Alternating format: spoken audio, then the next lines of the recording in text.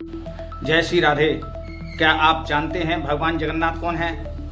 जब भगवान श्री कृष्ण का अवसान हुआ तो भगवान जगन्नाथ का प्राकट्य हुआ और आज भगवान जगन्नाथ की पुरी में भव्य शोभा यात्रा निकल रही है।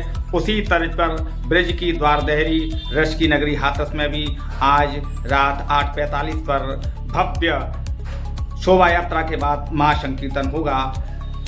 जय श्री राधे। मैं संजय केशव जनादेश ब्रज से आपको करा रहा हूँ भगवान जगन्नाथ के सीधे रूबरू कहानी से पूरी कहानी को तक। जय श्री राधे। जय भगवान जगन्नाथ। आइए जानते हैं भगवान जगन्नाथ की कथा।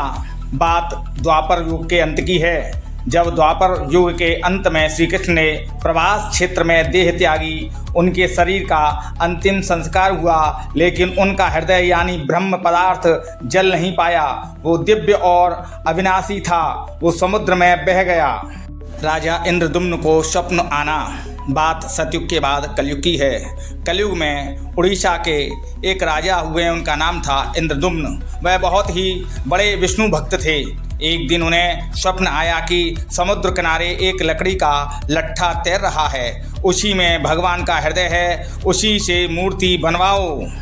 स्वप्न के बाद राजा इंद्रदुम्न ने वाकई समुद्र में खोज करवाई, तमाम नाविकों को लगाया और गोताखोरों को भेजा और बाद में पता चला कि वाकई एक विशाल दारू ब्रह्म का लट्ठा मिला है। इसके बाद उन्होंने मूर्तिकारों की तलाश की।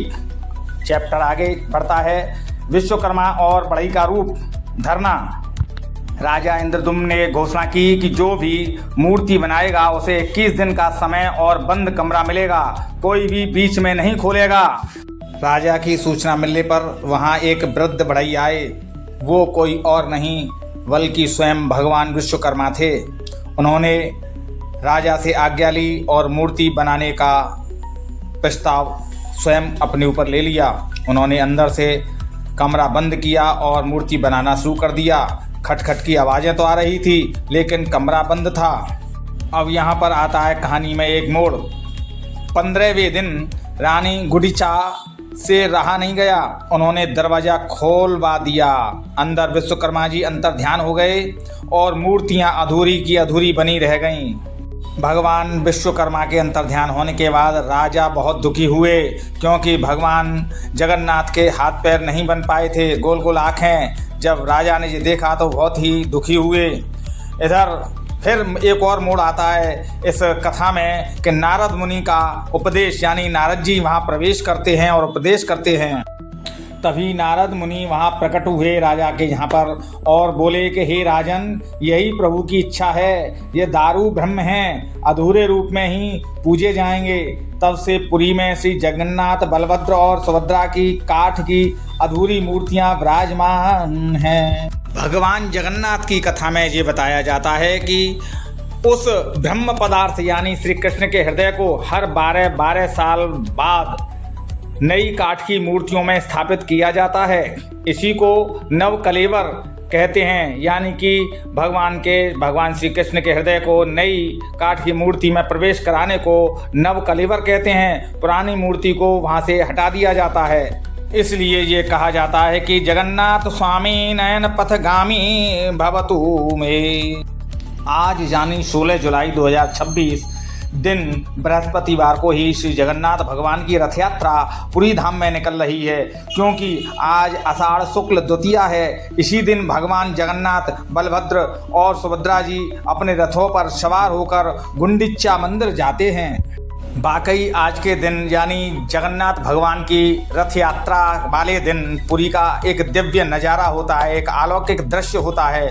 लाखों भक्त जय जगन्नाथ के जयकारे लगाते हैं। आप भी मन से दर्शन कर लीजिए। मित्र जी कमेंट में जय जगन्नाथ अवश्य लिखिएगा। दूसरा, जहां पुरी में आज जगन्नाथ रथ यात्रा निकल रही है, वहीं पर आज ब्रज की द्वारदेहरी रस की नगरी हाथरस में भी जगन्नाथ भगवान की सायंकाल यात्रा नगर में भ्रमण होगी और जमकर जगन्नाथ में माहौल बन जाएगा। हाथरस में भगवान जगन्नाथ महोत्सव यानी जगन्नाथ रथ यात्रा का जो कार्यक्रम है वो इस प्रकार है, एक नज़र में समझिएगा। आयोजक हैं श्री गौरांग प्रेम मंडल हाथरस। स्थान है गौरधाम बिछुआ गली हाथरस और समय सायं 8:45 से आयोजन श्री हरि संकीर्तन और रथ यात्रा महोत्सव। रथ यात्रा यहाँ वृंदावन बड़ी कोठी से निकलेगी और नगर में भ्रमण करते हुए बिछुआ गली गौरांग धाम में पहुँच करके भगवान के महा संकीर्तन में तब्दील हो जाएगी। वहाँ पे जगन्नाथ महाप्रभु के भजन कीर्तन का ऐसा तारतम्य बनेगा जो हरी इच्छा तक चलेगा और जमकर आनंद बरसेगा भगवान जगन्नाथ जी का।